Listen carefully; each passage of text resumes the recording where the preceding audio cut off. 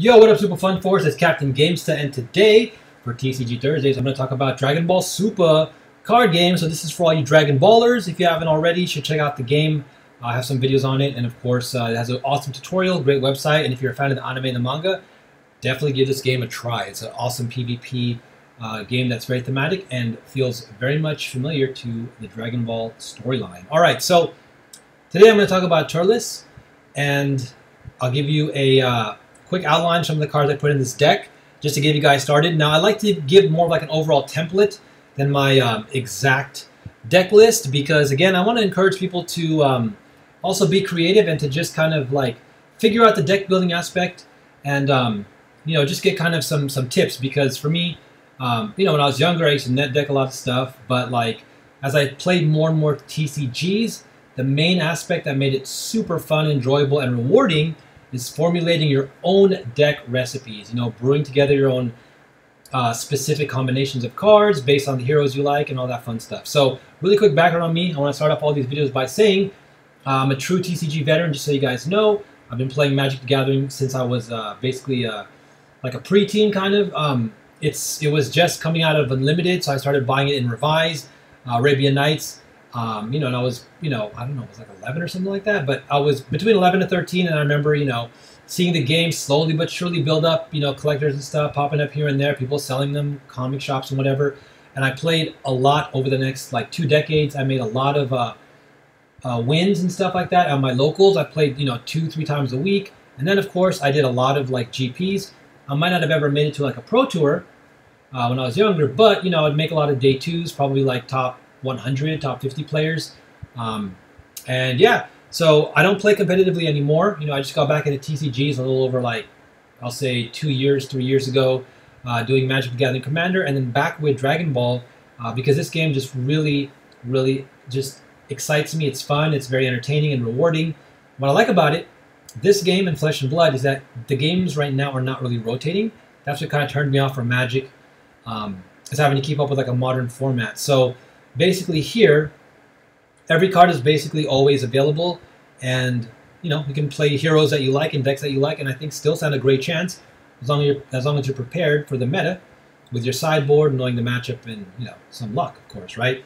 That being said, what I want to encourage you guys to do as well is to challenge the meta. That's what I always like to do. There's nothing wrong with it, you know, if you just want to win and play super competitively, and you know, that's what you're going to do. But for me, I want to make sure I make decks that are super powerful, that can take on the meta, that are as original as possible, right, from my my own ideas. But again, I'll give shout-outs to people that you know, suggest stuff, and you know, I see people putting up stuff on YouTube too, so it's pretty awesome to help the community and contribute. So with Turles, usually I see people pretty much all the time. I've not seen anything different than like Turles with like good stuff yellow.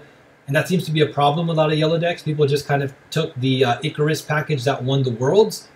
They just slap on the leader and a few other of the leader's cards, and then, you know, call it a new deck. So what I'm trying to do here is, you know, it's hard to avoid the staples and the best cards from yellow or any color, but I'm trying to make it as thematic and as diverse as possible, right? So it's not like I'm going to completely stop using, you know, all the popular, powerful yellow cards, but I want to try to mitigate it and still balance it, so that way, let's say there's a certain yellow card that's a staple in yellow, well, maybe I use an alternative to it, right? And maybe I use an alternative to it that's built into Turles. So we'll just go over that right now, and let's begin. So just to be quick right here, Turles, basically his main power is to allow you to flip up cards from your life and from your hand, swap them over, so that way you know what's in your life, and that gives you an advantage, kind of like an extra secondary hand. Really cool power for sure. You don't really see that much. Thinking Piccolo's one that does it as well, but again, I want to have at least one deck that I can flip up my my HP, my life, so Turles it is. And a quick background, Turles is from the Dragon Ball Z movie, Tree of Might, one of my favorite movies. I just watched it again recently. And it's his Unison. So he starts with it in play. Generally, you know, you want to have at least one, if not two, in your deck, and this helps his ability. So there's Tree of Might. So the other card I like to play is, of course, the green one. The green Fruit of the Tree of Might. Why? Because when he awakens, he's able to discard a Fruit of the Might, or excuse me, Fruit of the Tree of the Might, and take its effect. So he doesn't actually have to pay for it. So you don't need any type of green energy in your deck, right? So that's pretty good. It gives you a boosting attack, right? It gives you like double strike. What else? 20,000 power. If it's Turles, then yeah, this is a great finisher or a great way to be a little bit more aggressive. Maybe you're able to set up like a more aggressive strategy based on what you've been drawing and what your opponent is doing. But yeah, so we got to play that for sure. And just to be clear, this is a balanced deck. It's kind of fluctuates between being both aggro and defensive. So again, depending on how you play your style, you can, you know, tweak that and go from there. Okay, next up, gotta have Turles, the Power of the Tree. Just a simple 1-drop. You can obviously spare boost with that, and it allows you once again to use up to 1 face-up card from your life in a combo. Excuse me. When it attacks. So again, you're starting to like awaken faster. You're starting to control your life and everything like that, your combos and stuff, because he has cards that get comboed and then they come into play. So this is one of your enablers for that. Then we have, I guess I'll just put them on top here so it's easier for you guys to see. Gotta have Amund, aka Alamund. Amund. Basically, this guy's cool because he's one of the guys, for example, if he's in your life face up and you combo with him, he comes into play. Speak of the Amund. Then I use Daz. Daz also is great. These are the thematic cards for Turles, so you gotta have these in, I think, some way, shape, or form. Maybe 2 to 3 copies of each, depending on your deck. But this guy allows you to kind of keep getting your Tree of Might back. So if your opponent tries to get aggressive on it and destroy it, hopefully you can go ahead and keep getting it back. Cacao. Cacao is pretty cool. Another one of those guys that if he gets used from your life as a combo, it comes into play. So it's a pretty cool theme where it's kind of like being sacrificed, because in the movie, Turles basically is just going all out for the tree. He doesn't really care about his teammates at all during the movie. So I definitely recommend you go watching it, because I quickly want to say it was cool to have another Saiyan villain, this guy being like a space pirate. And what makes him pretty cool is that he looks like Goku, you know, and there's not many Saiyan villains, right? I mean, we pretty much only had like Vegeta and Nappa, then Vegeta became a hero, then we had a little bit of Raditz. They showed Bardock, but Bardock now has become more of the heroic father for Goku, which I like. And then Turles had his little bit of time in the Tree of Might, you know. And I do have 5 villain decks, so I also want to point that out. I play like about 15 hero decks that I like to, you know, swap in between. But I only play 5 villain decks, so one of those being Turles. All right, then the others you got to have, I remember these guys. No comment about their weird, strange heads, but you have Lacasse and Raisin. And basically they're cool because if you play one, you grab the other one. So, and then, you know, negates the other one's abilities for the turn, so you just can't keep doing it. But that's really cool. It helps you search out your deck. And basically get some more offensive power, right? So you get to combo. So on the offensive part, you get to combo with characters, you know, from your life, and then you get to bring them out, you know. In the case of like Amund and Cacao. So you can play this deck aggressively, no doubt. All right, time to show off a little bit of the yellow good stuff.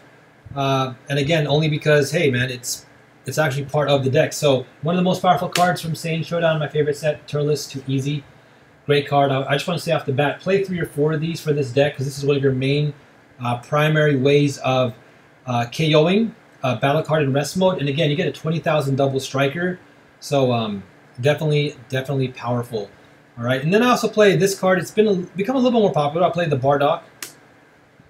Put someone's card in rest mode, and he gets another free offense. So you get to play him out. So it's like now you have another 15k attacker. So you can already see how this deck can, again, be very aggressive, which is not common for yellow. Again, most people who play yellow from the Icarus day of, like, you know, 2021, it's not that long ago, but people like to play yellow very like conservative, late game, you know, counter draw, rest, and then kind of like drop a bomb or 2 at the end to beat you. But like this deck can build up, right? You can start applying pressure with your team, you know, controlling your combos from your life and stuff like that, awakening, and then, you know, playing like a 20k double striker, playing like a free Bardock, getting an additional, you know, Raisin or Lacasse can start to give you like a very strong battlefield or board. So again, don't sleep on that.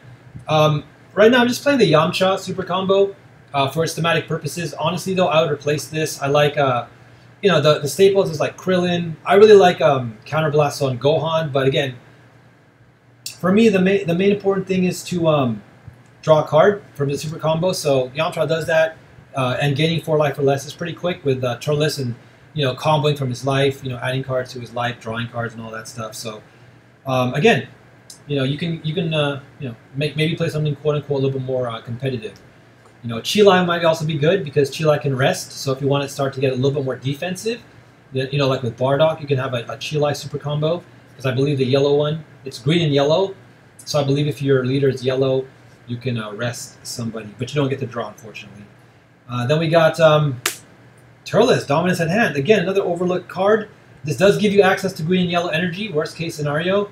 But obviously you want to arrival this, or what's even better is that if you look at the bottom, it says Activate Main. It says here if there are 2 or more Turles Crusher Corpse cards in play in your battlefield, you can play this card for either 1 green or 1 yellow. So most likely that's the way you're going to actually play it. And essentially when it is played, you get to draw a card. So it's free, keeps that pressure going without you losing too much card advantage.